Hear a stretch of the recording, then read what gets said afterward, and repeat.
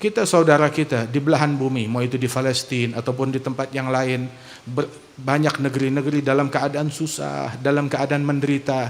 Dan jangan dikira bahwasanya musibah yang menimpa mereka itu nggak ada andilnya kita di situ. Jangan dikira kalau kita nggak punya andil di dalam musibah yang menimpa mereka. Kadang kejahatan yang dilakukan di barat itu imbasnya musibah turunnya di timur. Kemaksiatan yang kita lakukan, pelanggaran yang kita lakukan, ya. Di sini orang buka-bukaan aurat, di sini orang melakukan kejahatan, di sini orang narkoba, di sini orang telat subuh, di sini orang nggak sembahyang. Buat Allah buminya Allah itu sama aja. Gitu, musibahnya bisa turun di sini atau turun di tempat lain. Waliyadzubillah min dzalik. Kita nggak tahu gara-gara kita nggak sembahyang, gara-gara anak kita telat subuh, turun 2, 3 atau 10 bom di tempat tersebut. Gara-gara kejahatan yang kita lakukan. Jangan sampai kita punya andil di dalam turunnya musibah tersebut. Jadilah kita turut andil dalam turunnya rahmat Allah Ta'ala di negeri-negeri tersebut. Sesungguhnya itu sampai disebutkan bahwasanya orang yang membaca istighfar, yang beristighfar, itu setiap hari 25 kali. Astaghfirullah lil mu'minin wal mu'minat. Dalam riwayat 27 kali. Dalam riwayat yang lain membaca astaghfirullahalladzi la ilaha illahu arrahmanir rahim al-hayyul qayyum ladzi la yamut wa atubu ilaihi rabbighfirli. Pagi hari 27, sore 27, maka dia menjadi penyebab turunnya rahmat Allah dan pertolongan Allah dan rizkinya Allah kepada penghuni bumi. Subhanallah. Lau baka bakin fil ummah, jangankan zikir, hatta tangisan air mata. Lau baka bakin fil ummah la rahimahallah. Seandainya seseorang menangis untuk umat, doa menangis untuk umat, satu orang yang nangis mendoakan umat, maka Allah akan merahmati seluruh umat di seluruh dunia berkat tangisannya satu orang. Berkat tangisan satu orang. Kita berharap pertolongan Allah Subhanahu wa Ta'ala, tapi apakah kita layak ditolong? Allah mampu menolong, Allah bisa menolong, tapi pertanyaannya, kita layak gak ditolong? Jangan-jangan keberadaan kita di umat menjadi penyebab Allah gak mau nolongin umat. Jangan sampai itu yang terjadi. Ada sebagian aulia wa shalihin mengatakan, ya Rabb, ya kalau saya menjadi penyebab turunnya musibah kepada umat ini, ambil saya aja deh, matiin saya deh, saya nggak mau jadi penyebab turunnya musibah kepada umat ini. Ba'dhum kalau ngelihat awan gelap gulita, hujan belum turun, maka dia menangis, dia gelisah, begitu sambil berkata, Allahumma la tubli, Allahumma la tubli, ya Allah jangan timpakan bala, jangan timpakan musibah gara-gara dosanya saya. Sampai turun hujan air, alhamdulillah yang turun air bukan batu. Takutnya turunnya batu gara-gara dosanya saya.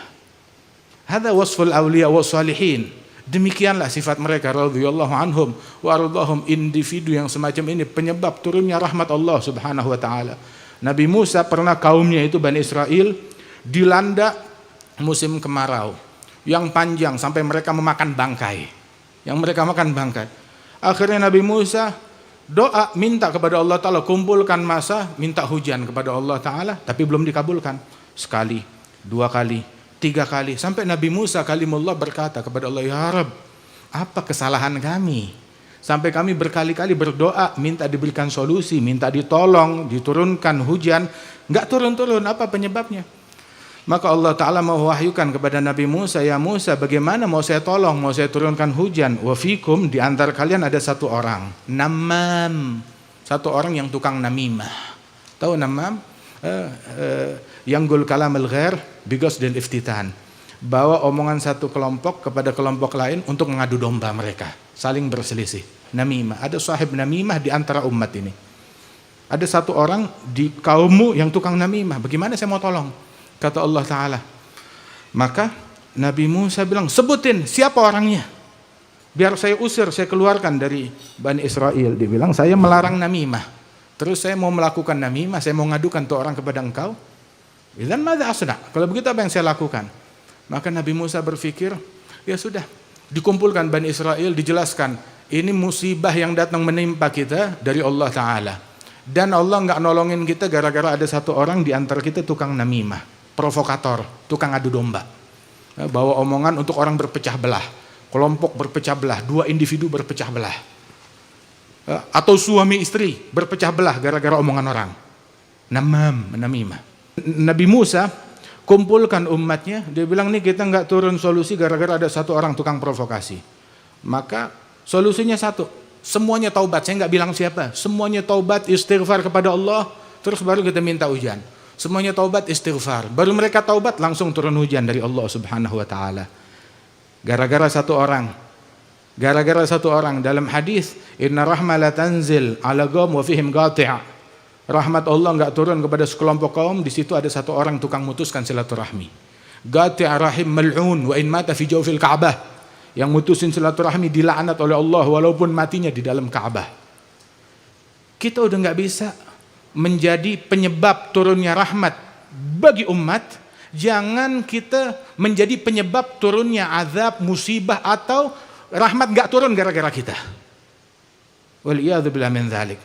Ada zakar Al-Habib Ali bin Abdurrahman Al-Jufri, itu beliau cerita ya, ketika ada beberapa orang dia menyampaikan berita dakwah, alhamdulillah yang masuk Islam di tangan kita sekian, yang beriman sekian, yang masuk Islam sekian. Begitu orang-orang makin banyak, makin ini segala macam. Terus satu orang berbicara, ya, kalau yang saya pikirkan bukan yang masuk Islam di tangan saya, tapi berapa orang yang gak jadi masuk Islam gara-gara saya.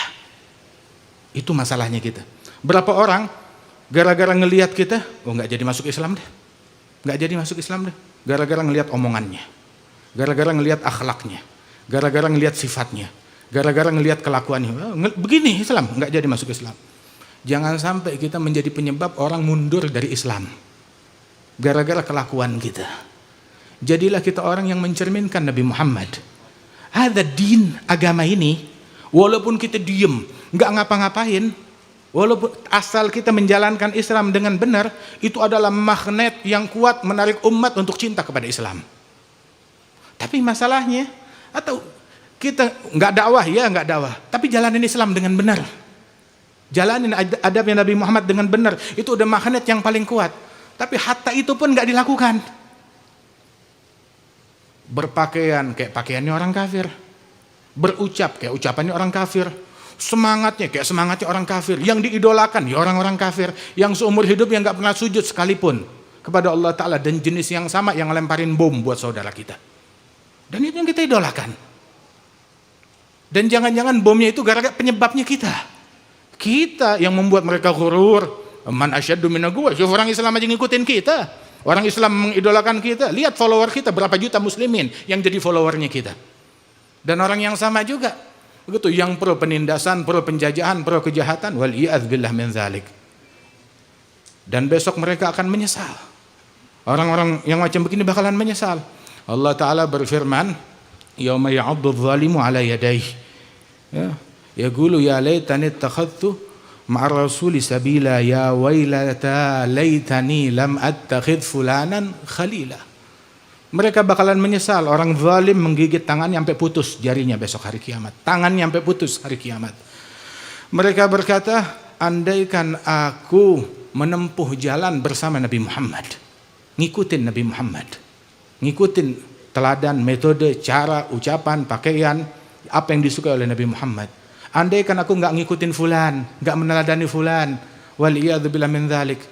Ya Rabb, kalau ada orang yang mau menyelamatkan saudara-saudara kita di sana, ayo selamatkan diri kita dari peneladanan terhadap musuh-musuh Allah, dari kecintaan kepada mereka, dari kecondongan kepada mereka. Wallah, mereka nggak ngajarin kebaikan sedikit pun juga. Kalaupun ada kebaikan, sumbernya dari Nabi Muhammad. Fama min khuluqin fil bariyati mahmudillah wa huwa mutalaggan an zainil wujud. Nggak ada hal yang baik melainkan pasti sumbernya dari Nabi besar Muhammad sallallahu alaihi wa alihi wasallam.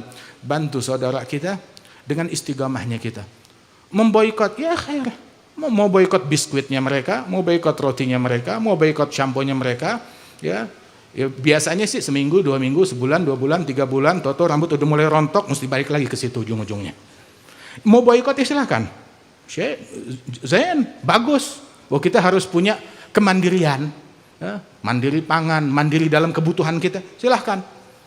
Gak harus kemana-mana. Hatta ratusan tahun yang lalu, itu Al-Maghrabi, dalam rihlahnya dia menulis, waktu datang ke Hadramaut, dia bertanya, di sini dari mana hasil yang mereka dapat, kebutuhan mereka cukupi dari mana? Dia bilang kita nggak impor apapun. Impornya kita cuma 2, kita impor kopi, impor kopi dari luar, itu doang kopi yang kita pakai buat di majelis-majelis, ya. Sama impor jarum untuk membuat pakaian. Kita belum bisa bikin jarum. Sama satu lagi impornya kita tahu apa? Ismid, celak mata. Untuk sunnahnya Nabi Muhammad Sallallahu Alaihi Wasallam, itu doang. Lainnya kita cukupi keperluan dari negeri kita sendiri. Kemandirian pangan, kemandirian kebutuhan pokok, silahkan. Syekh yang bagus, sesuatu yang indah, sesuatu yang dianjurkan. Bismillah. Alhamdulillah. Dan Allah Ta'ala menciptakan bumi, kampung, pedesaan, setiap negeri, qaddara fiha agwataha. Masing-masing udah ditakdirkan oleh Allah Subhanahu wa Ta'ala, udah punya bagian dari rizkinya sendiri. Ditentukan. Wah, negeri kita negeri kaya. Minyaknya kita paling bagus, gasnya kita paling baik. Begitu hasil pangannya kita luar biasa. Kita punya beras, kita punya emas, kita punya perak, kita punya batu bara, kita punya gas, punya minyak, punya segala-galanya. Masya Allah, nikmat dari Allah Subhanahu wa Ta'ala. Kalau kita mau memboikot, ya silakan, boleh-boleh aja. Tapi yang lebih penting, 1000 kali lebih penting dari itu semua, boikot perangai orang-orang kafir, boikot modenya mereka, fashionnya mereka, boikot ucapannya mereka, boikot cara mereka berpikir, yang mereka berupaya meracuni cara berpikir tersebut kepada anak-anak dan keluarga kita. Boikot itu semuanya. Kita boikot mereka, ujung-ujungnya anak gadis kita pakaian rok pendek lagi, ketemu sama yang bukan muhrimnya lagi, chat sama laki-laki yang bukan muhrimnya. Kalau dulu anak nggak usah keluar dari rumah, udah selesai, selamat. Sekarang walaupun nggak keluar dari rumah, serigalanya ada di kantong mereka, ada di handphone mereka. Gara-gara dari situ perselingkuhan terjadi, pelacuran terjadi, transaksi narkoba terjadi, perzinaan terjadi, buka-bukaan aurat terjadi. Waliyadzubillah min dzalik. Kalau kita sadar dari ini semuanya, maka Allah Ta'ala bakal selamatkan kita. Sebab penjajahan terhadap tanah muslimin tidak terjadi, melainkan setelah sebelumnya mereka berhasil menjajah jiwanya kita, menjajah akhlaknya kita, menjajah bumi sanubari kita, yang harusnya itu sanubari tempatnya Allah, tempatnya iman, tempatnya Rasul Sallallahu Alaihi Wasallam. Begitu dijajah, ditempati oleh mereka. Sehingga mahabbatul kuffar yang bercokol di dalam hati kita, luntur kecintaan kepada Allah, kepada Rasul, kepada para aulia wa salihin. Setelah mereka berhasil menjajah jiwanya kaum muslimin, nyebarkan perzinaan, nyebarkan pelacuran, nyebarkan minum-minuman keras, nyebarkan buka-bukaan aurat, tabarruj mereka sebarkan dari zaman dulu. Mereka menyebarkan tabarruj, ingin muslimin buka-bukaan aurat dari zaman dulu. Itu yang mereka lakukan. Ketika itu berhasil mereka lakukan, provokasi dan provokator disebarkan kemana-mana, barulah mereka berhasil menduduki tempat ataupun tanah kaum muslimin. Wah, kita baru sadar begitu dunia kita direbut, begitu tanah kita diambil, begitu rumah kita dihancurkan, baru kita sadar selama ini ribuan tahun kemana? Kemana? Hati kita dijajah, akhlak kita dijajah, moral kita dijajah, kemana kita selama ini? Baru ketika dunia kita diganggu, baru kita sadar, baru kita berasa. Ya Allah, mudah-mudahan Allah Ta'ala menyadarkan umat, insya Allah.